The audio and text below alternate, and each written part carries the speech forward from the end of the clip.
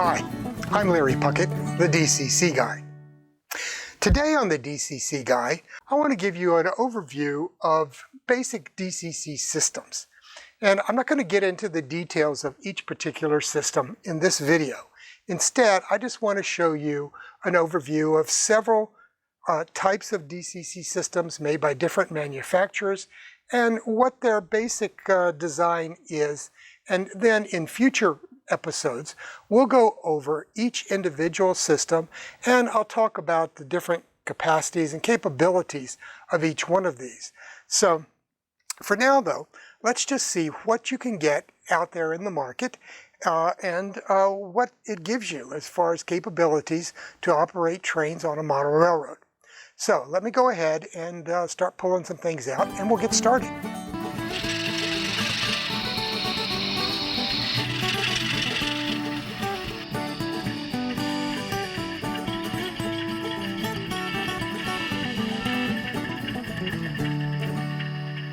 But first, let me remind you one more time about subscribing.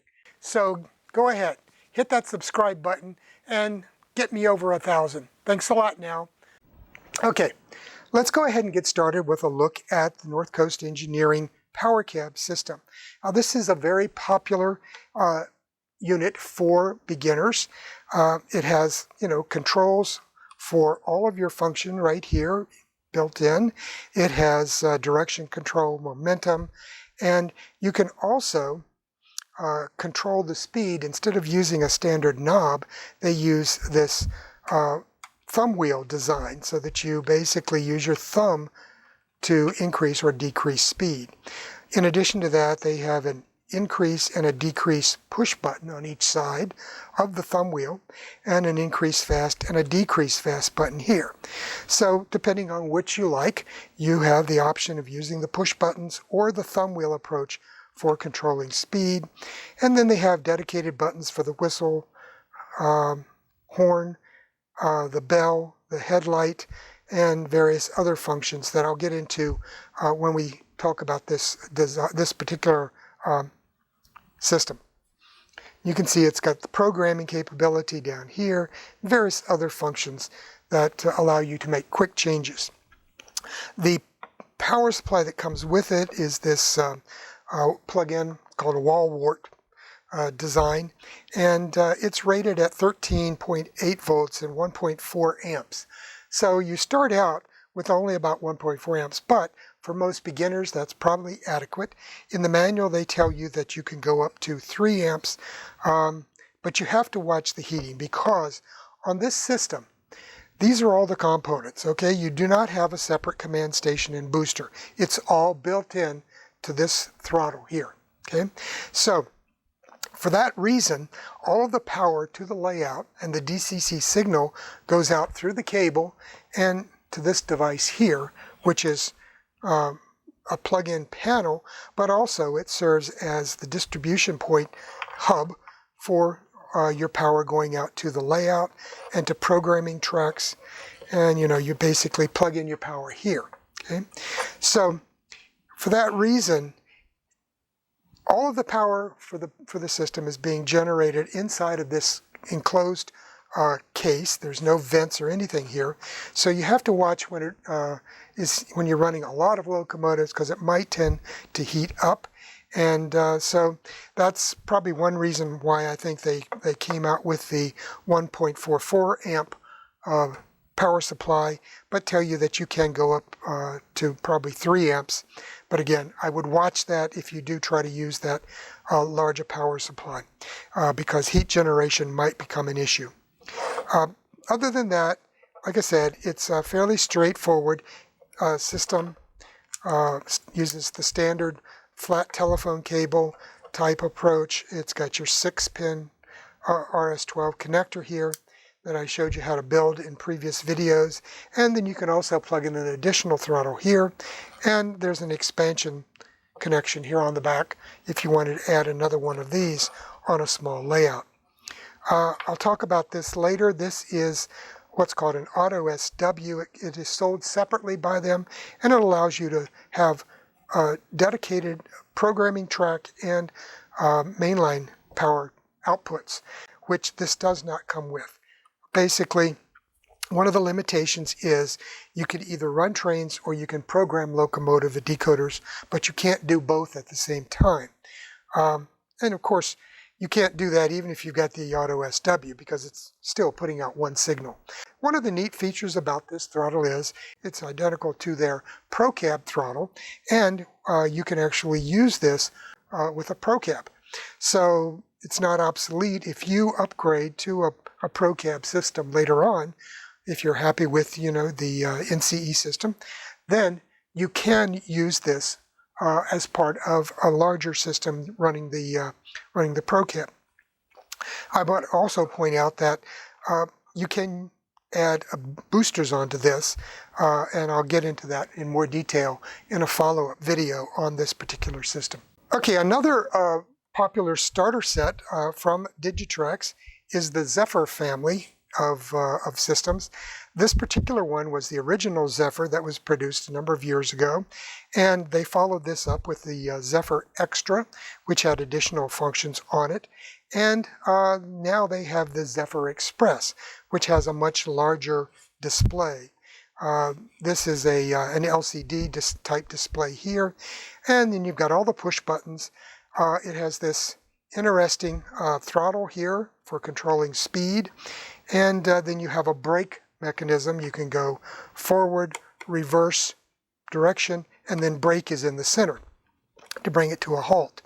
And then it's got all of your various programming mode, power, switch controls, and exit from programming type of thing. And loco selection, all number of things here. And then ways of controlling your various functions with the dedicated bell, whistle, brake, and headlight down here, function buttons. And these are similar on the other models. And as I said, you can probably find this on the secondhand market at train shows and the like. It's got a very nice, they come with these nice pull-out, plug-in type terminal blocks that allows you to do your wiring separately and then plug everything in.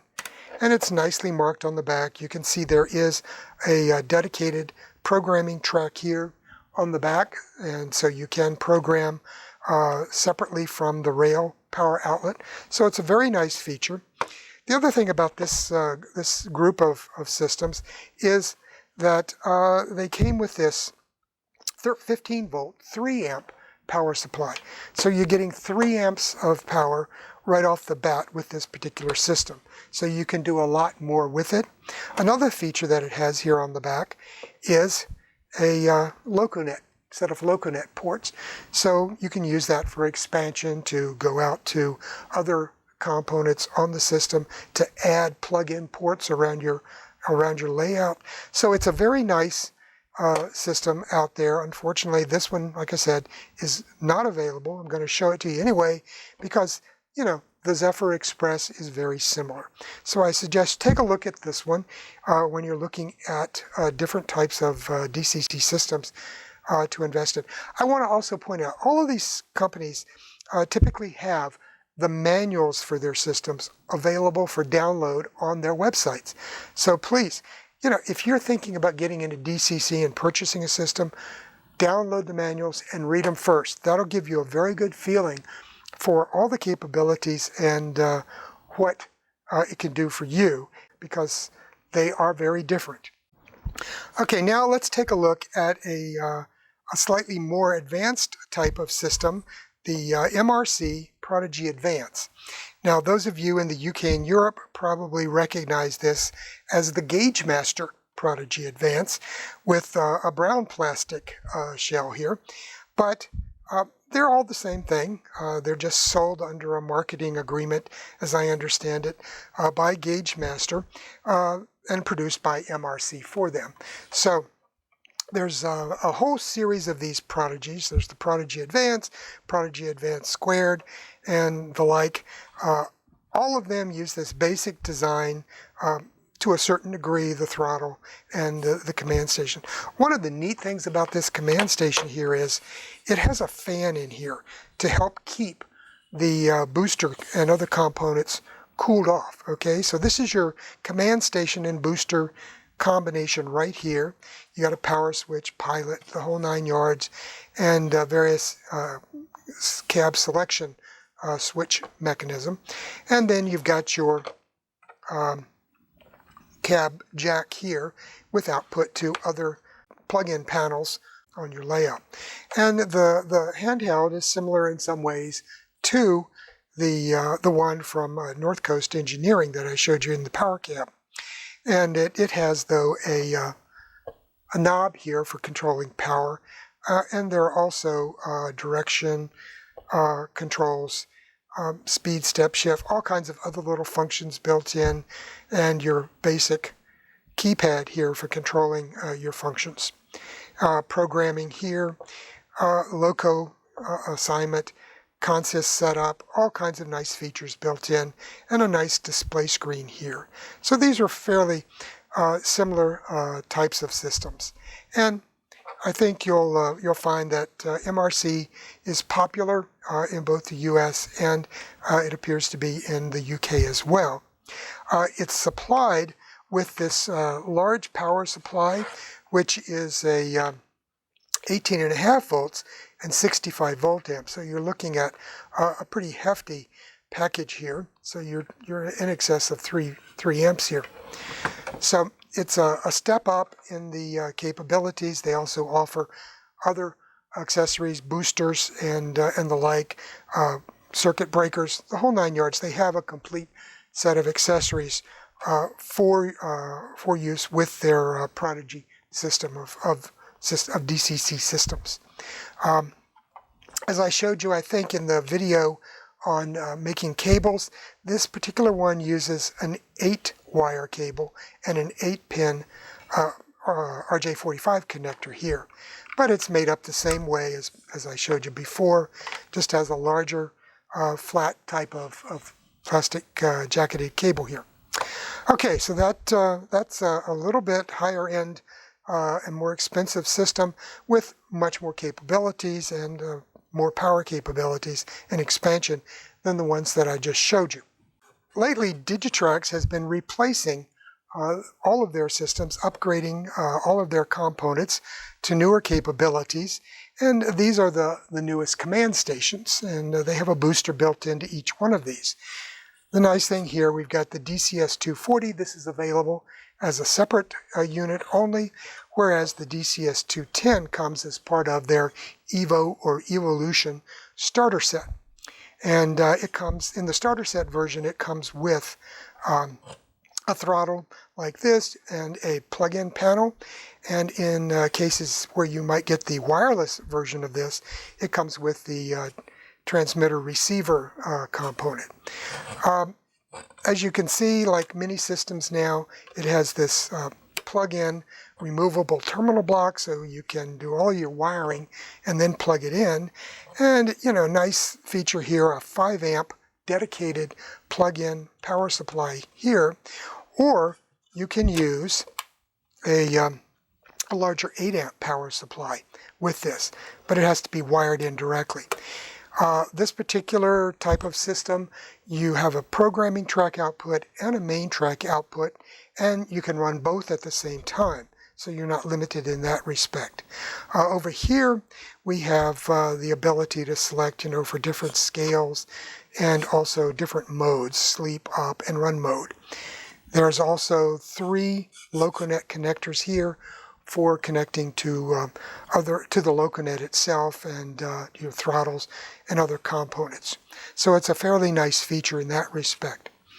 The larger DCS 240 here has all of the same type of features available on this one, and it has a USB port and system built into it. So you can hook this up directly to your computer using that USB connection there and use Decoder Pro with it to control your layout and to program locomotives. So I use this a lot for programming on the main, and it works very well. I haven't had any problems at all with it. Again, you can use 5 amps or 8 amp power supply. It's up to you. And their new boosters offer the same type of capabilities.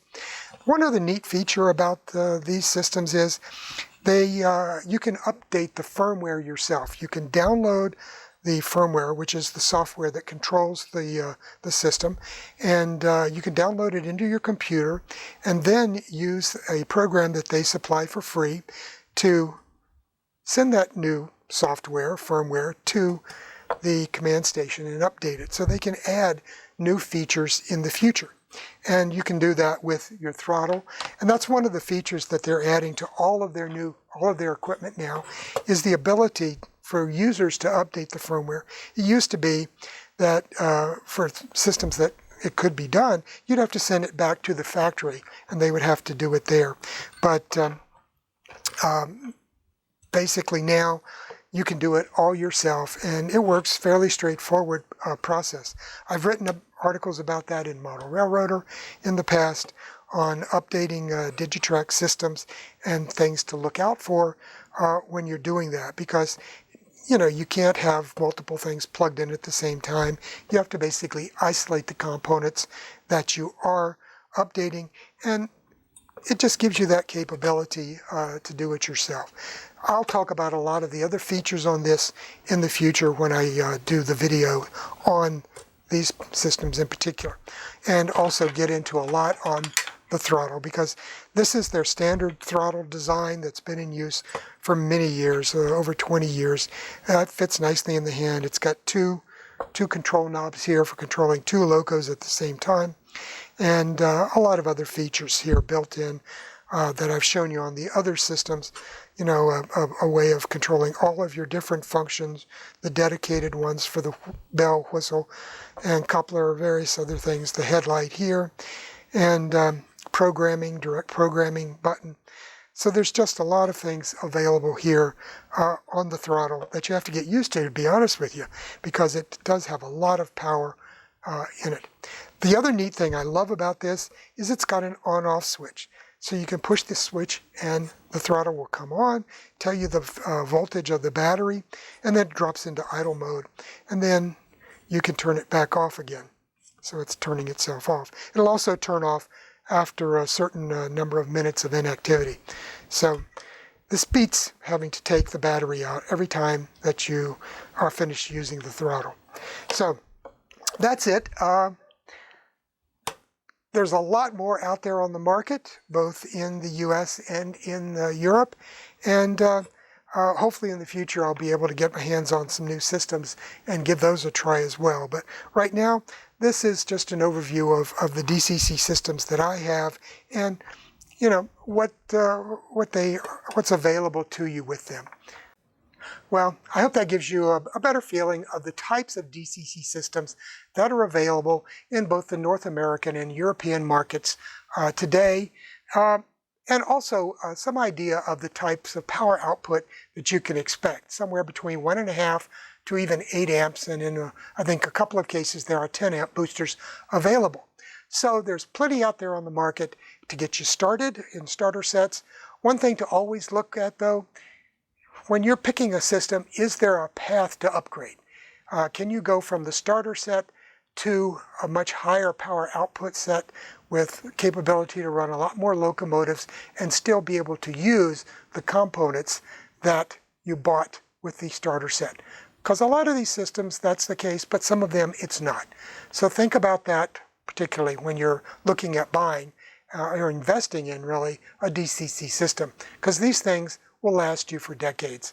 I mean, I still have throttles and boosters that I got back in 1994 when I first started writing about DCC systems. So these things, they practically last forever as long as you treat them right. I do want to remind you to hit that subscribe button and subscribe to the site. We're well over 800 subscribers now and heading for 900, and then hopefully by the end of the year we'll get to 1,000. So go ahead, line up all your friends, your neighbors, your club members, everybody you know, tell them, go ahead, subscribe to the DCC Guide. Thanks a lot now. Have a great week.